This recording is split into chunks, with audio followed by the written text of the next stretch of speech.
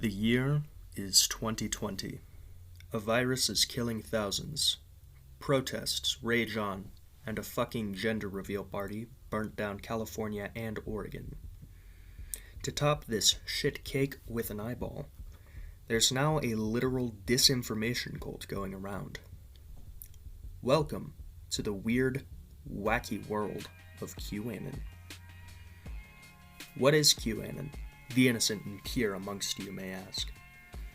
If you don't know, don't hurt yourself like this.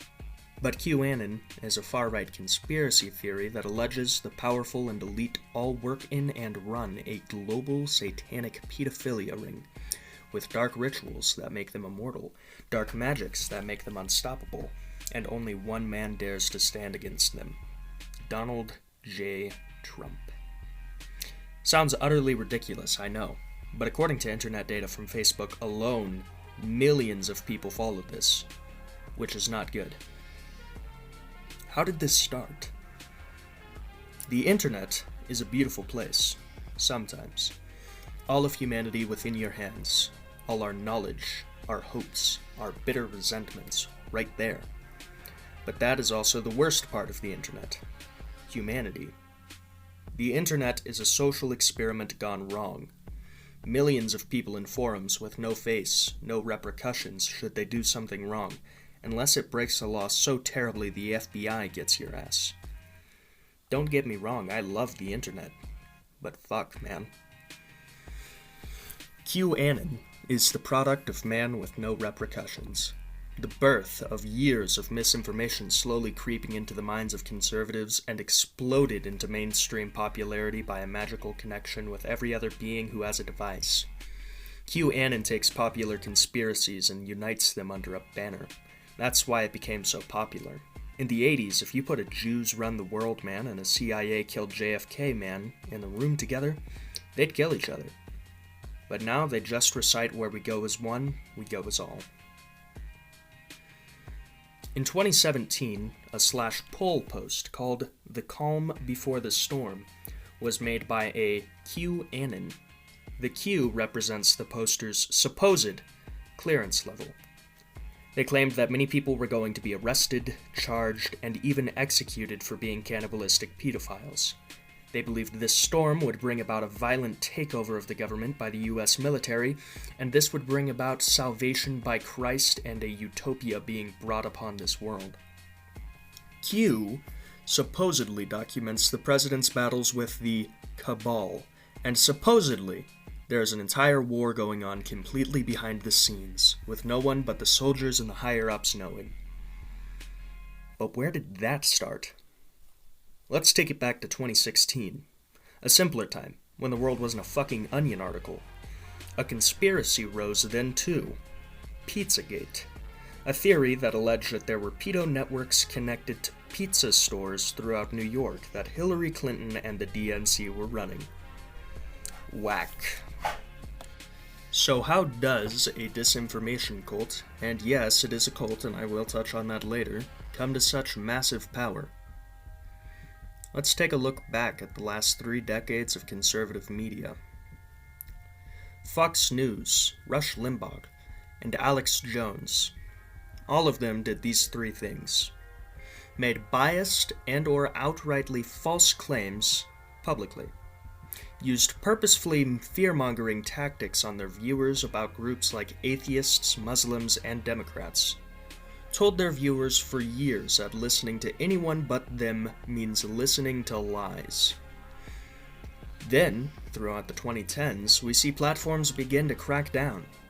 Alex Jones is thrown out, Rush Limbaugh gets cancer, and Fox straight up says Tucker Carlson is not truthful to stay on the air. A shit ton of alt-right sites and pages get fucked, as they deserved. The perfect situation to make themselves the victims. The spark to start a war on information. But so comes 8chan, 4chan, and 8kun. In terms of social sites, these are the lawless lands of the web. No moderators and no kings. A perfect place for Nazis, a place where they won't be removed like the infection they are. A place to kindle that spark and make it a flame. A place to make a cult. But what makes a cult? Well, 4 things. A charismatic leader with high influence, a transcendent belief system, a system of control, and a system of influence. Where do we see these things? Well, the leader is Q-anon themselves. They don't need the face or the charisma. They just had the message that appealed to enough angry alt-right members in a palatable enough way that new people could be indoctrinated. Transcendent belief system? JFK Jr. being alive. Spoiler, he's not. Trump being a secret hero. Everyone Fox News, Alex Jones, and Rush Limbaugh hated suddenly being a satanic, cannibalistic pedophile. System of control? Mothers and fathers being told their children will be stolen and raped, then executed. Young men being told the world will end. Everyone involved being told the only salvation is in Donald Trump. And their system of influence? The entire internet. Q is the most dangerous cult in history, too. Congress members believe this shit. Imagine if Charles Manson was fucking president. This is the equivalent. Marches and parades and merchandise all around this group of indoctrinated Americans. Indoctrinated how? Glad you asked. Cult indoctrination begins with people who feel something is missing. They feel the need for a community, a family, or reflect themselves onto their leader as a byproduct of trauma. They follow this leader and their teachings religiously, and then the bad shit begins. They start to become exclusionist. No one who dissents or disagrees is allowed into the community anymore. What their leader says is absolute truth, even when it's not. Q-anon made many false claims, and when they were confronted on it, their response was, disinformation is necessary to win the war. If this was anything but a cult, people would have left, the marches would have ended, the congressmen and women would have taken back their statements and support. They would have thrown out the stupid shirts and flags. They didn't. QAnon sealed itself, and what Q says is the truth, even when it's not. So how can we correct this? How can we stop it? The short answer is, we can't. QAnon has become its own bubble, the largest cult in American history. It will take a long time before everyone leaves, before everyone stops this madness. There will most likely be violence. The most adamant supporters will probably die in shootouts, killed as a traitor for a bogus belief. Q themselves will be found or they will die. QAnon will find itself without a leader. And without Q and their intel, QAnon will fall into dissent and anarchy. We let a tumor grow on us. Getting it off is gonna be a nasty fucking process. So what can we do? Here's a few pointers on what to do before someone or yourself gets caught in the cult mentality. Talk. This might seem stupid or pointless, but it has much more power than you would ever expect.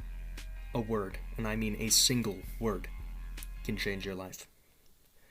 If someone you know is slipping in or fully into this cult mentality, reach out. Cults rely on fear. It's how it abuses the brain. But when you, what they should fear, present yourself in a friendly, cordial, and logical manner, it can start self-reflection that is much needed to break the cult mentality. Be self-aware.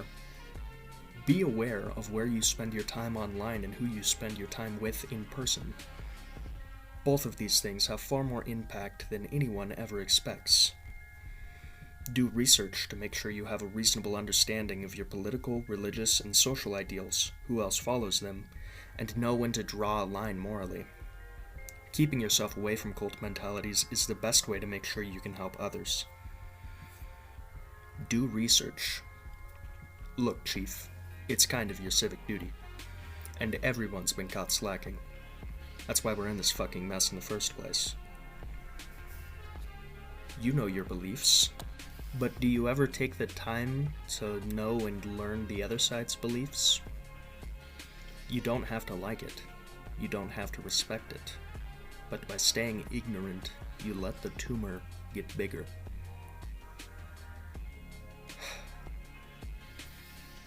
That's all I have today. I hope I brought some light onto this issue, and I hope the tumor of disinformation goes away soon. Thank you for watching. Subscribe for more if you enjoyed, or don't.